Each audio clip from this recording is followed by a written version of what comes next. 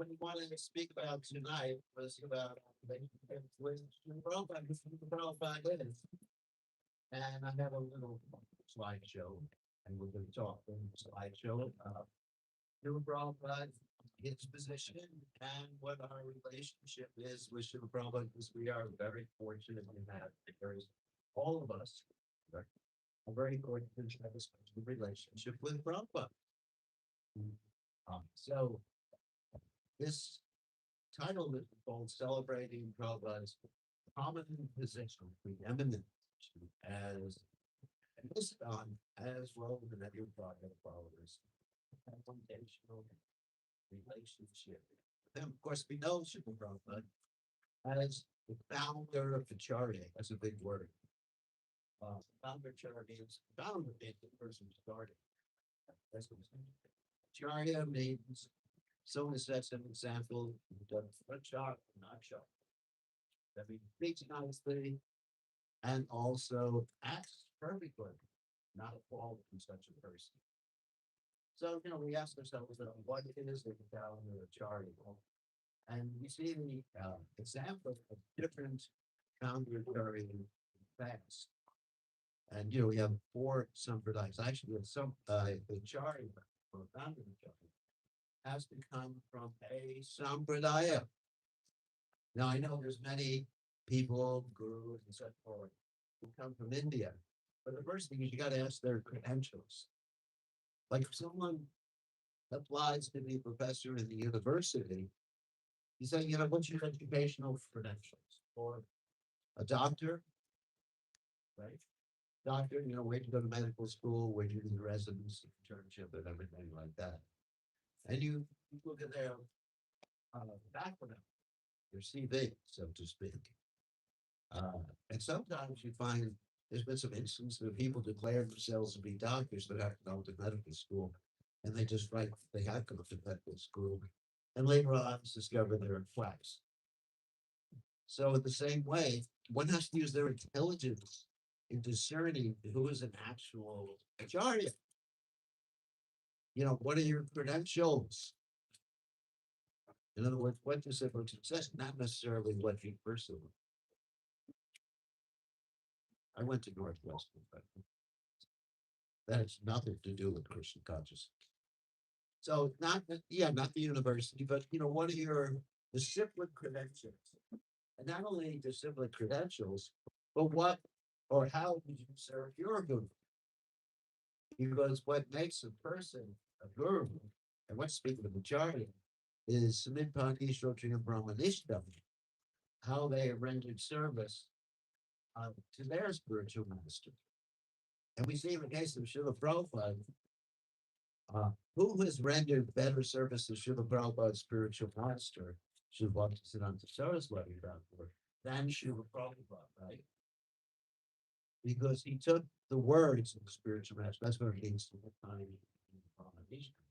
he took the words of the spiritual master as his very life and soul and risked his life to carry out the mission. Just like in a normal country. Are there any normal countries nowadays?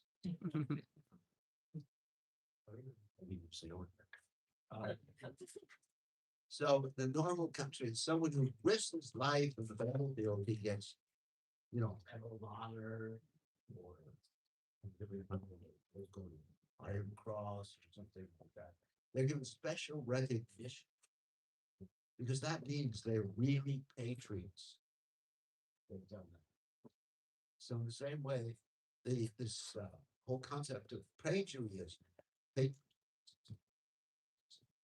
applies in spiritual life too. When someone risks his whole life, gives up everything, engaged in austerity for the benefit of others and for the service of the spiritual master. Like I was reading about the 6 Goswamis of Vrindavan, one of our preceptors. They actually gave up opulent. I was listening to class, probably was talking about this because I haven't seen the class for probably every day, even when we were driving. So they gave up opulent positions in society. I mean, like basically they were the prime minister, finance director of a country. Rupa Goswami was Sanatana Goswami. Raghunath Das Goswami, his father was so rich, and he had basically the most beautiful wife imaginable, like the heavenly goddess. I'm not going to ask everyone here if their wives are like that. But anyway, he had a beautiful wife, everything. And he just gave it up to serve Sri Chaitanya Mahaprabhu and lived a very simple life, dedicating his life to writing Vaishnava literatures, which actually form the very basis of our Krishna conscious movement. We're a philosophical, literature-based society. It's not the same political thing. Like sometimes people ask, why do people from India, the second generation, lose their culture? And there's various reasons for it, but I think one of the primary reasons is there's no real explanation why their culture is better than other culture, unless you get to philosophy and deep spiritual understanding. And then, why is American history, American culture better than German history? It's all relative, isn't it? Isn't it? And people are more intelligent nowadays. They see, as far as like material history, it's all relative. Like I've been in so many countries. I used to live in South America. People are very proud of their countries. Venezuela 3 years. And so, but it's all relative. So young people now are much more worldly minded. They go on the internet. The internet is. He's doing this. He's still not allowed to promote.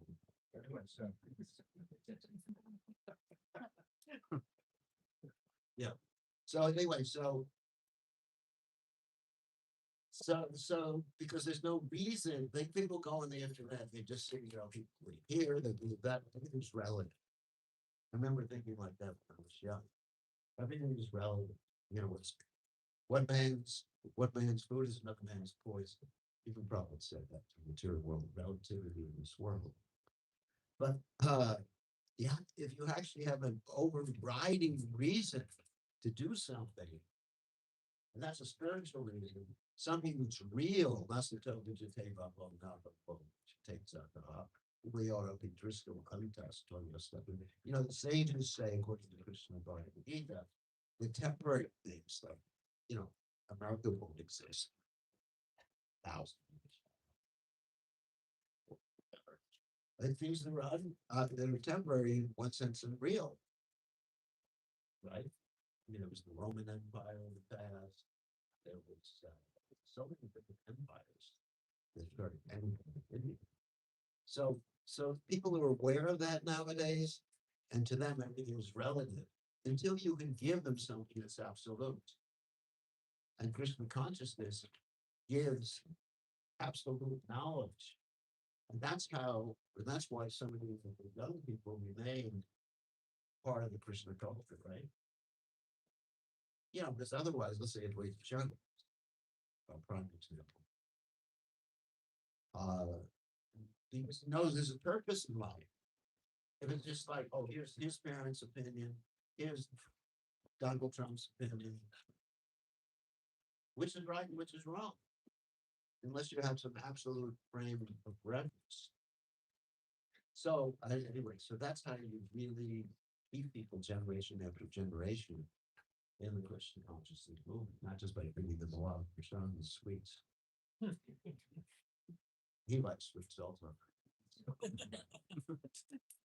But anyway, so getting back to the point about the Acharyas, they're actually ones who sacrificed their whole life for a particular mission, and they set a particular mood of a mission, and they represent the original Acharyas, which were the four basic personalities who represented Krishna. Lord Shiva, which is Rupa Sampradaya, Lakshmi, which is the Sri Sampradaya, and Kumara Sampradaya, and of course the Brahma Sampradaya. So they represent them perfectly. like Madhvacharya represents, who were members of the Madhvacharya succession, Sampradaya. So he represents perfectly the mood of Lord Brahma. And the same thing with Sri Ramanujacharya. Of course, Ramanujacharya is considered to be an incarnation of Vajra. So obviously he represents the movement of Sri Sampradaya. And we say he'll embark in Krishna Swami. So anyway, we have this succession. One has to see how someone comes down, or if someone comes down to succession, if they're perfectly represented, and if they are able to start a worldwide or a broad movement based upon this succession, which is Divine Grace Śrīla Prabhupāda obviously did.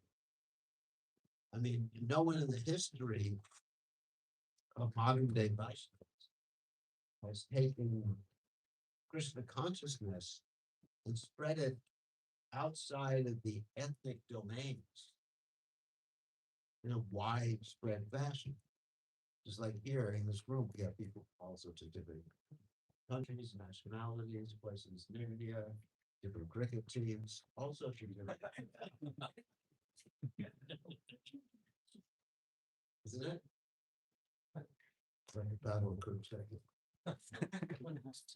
After the, during the nighttime of the war, everybody gets together and eat together. The children got really rough.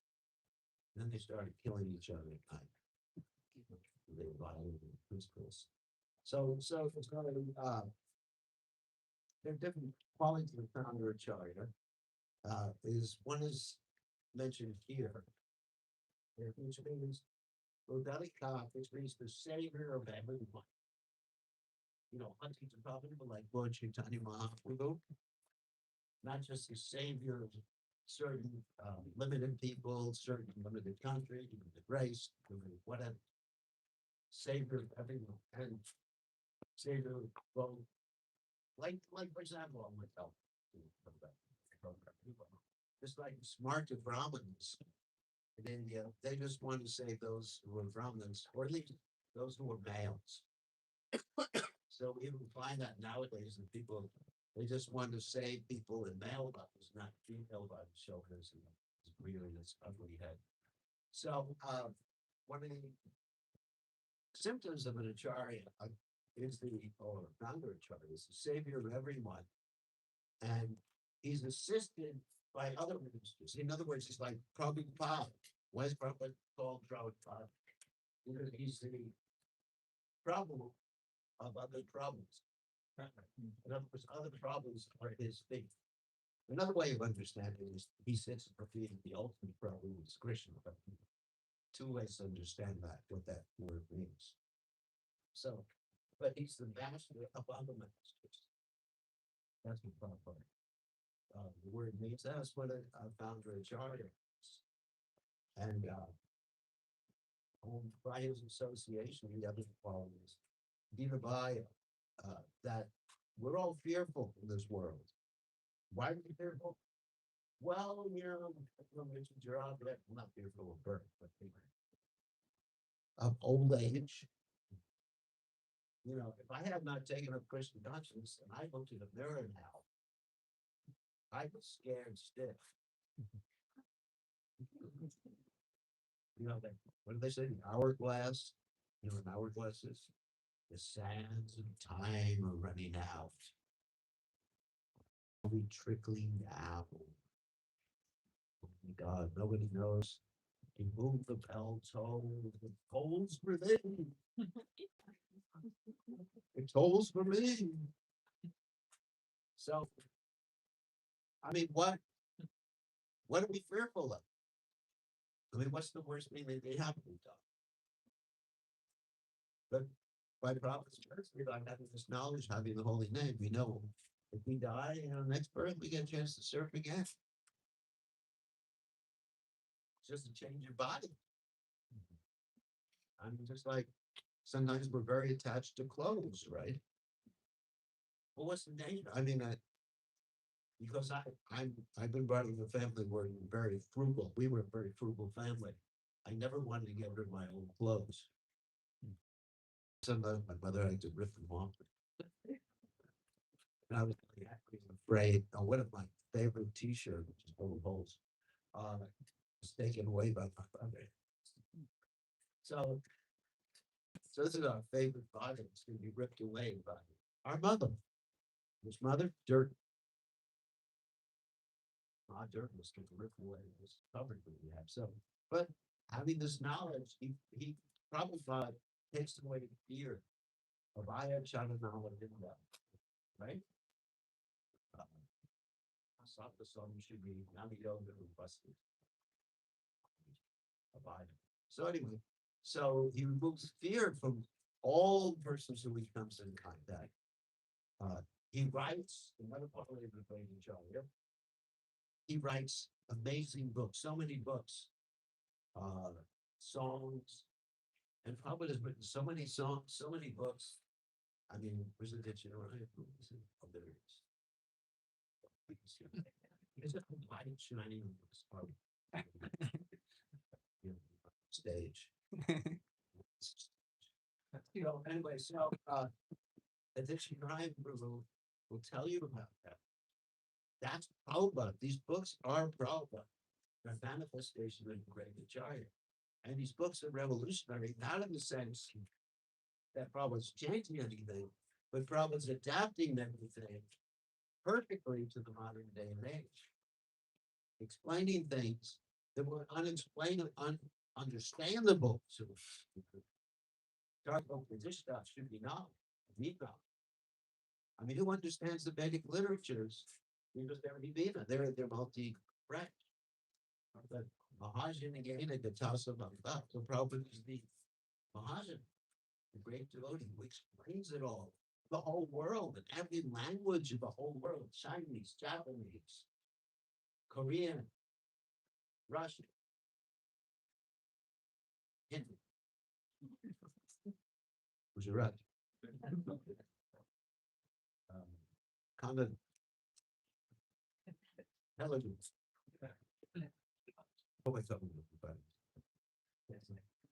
So in every language, Prabhupada is reaching out, and he's done it from his books. So just a little addition around him. His name becomes identical. Here's a really important point. A person's name becomes identical with the chanting of the word, the holy name. You know, is it Prabhupada to say, who started Hare Krishna? Why does everyone chant Hare Krishna all over the world? There's a problem. There's a problem that a greater study of coming to the Western world. And now everybody knows about Hare Krishna. Good or bad, they go at Hare Krishna. But they like us or don't like us. They have heard Hare Krishna. Right? Everybody. The whole world. I mean, you had even the leader of Russia, Putin, getting Prabhupada's Bhagavad Gita, because the most years from the remote. So even he knows Hare Krishna. You know, he's trying to get rid of us. But now Modi comes and says, here's Prabhupada's Bhagavad Gita. He says, oh no, there they are. Yeah.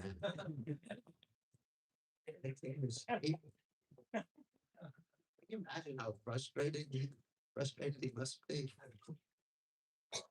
Got to keep a good relationship with India now. Oh my God, there's a problem again. You know. So this is his name is synonymous with the chant of Hare Krishna. I mean, nobody could not hear a problem chanting Hare Krishna. And according to the Harinam Chaitanya, great spiritual strength. Anyone's been with Prabhupada. And his stature was small. I mean, the first time I met Prabhupada, I was thinking he was like 8 feet tall. So he was like, I guess like up to here or something. I used to be tall. So it's so powerful. It's like how, you know, like had a bomb. just like, oh my God, you just become overwhelmed. You forget about all your material miseries, you forget about all your desires, you just feel, wow, I'm back to God. Presence. And anywhere Prabhupada stayed is a holy place. Because in the material world, they try to preserve the places where historical characters are. America's George Washington slept here. Donald Trump slept there. But and it's just amazing. You can actually feel the place we go to Prabhupada Jew, for example. You can actually feel about to go down to Manor, or even in Atlanta, Georgia. Prabhupada's Vyasa son too. So there's someone whose potency is expanding all over the three worlds. All over the three worlds. And it's just amazing. That's a Founder-Ācārya. So it's great spiritual strength. Spiritual strength also means the ability to lift up the most fallen, like Lord Nityananda, Jagaimata, Tara Shakti Jagaimata. That's the evidence of Lord Nityananda's mercy. And he was able to lift them up. And he comes into the darkest, the depraved part of America, the Lower East Side of America, where he has to basically step around the bums who are at his, street bums. If you have to politically correct nowadays. So he has to basically step around the people who are lying on his doorstep completely drunk. But Prabhupada is so holy, they pay respects to him. That's amazing too. And normally they don't. I mean, I've been around drunk people. I've never done it, but I've been around in New York because that's where I live. And they're generally pretty nice.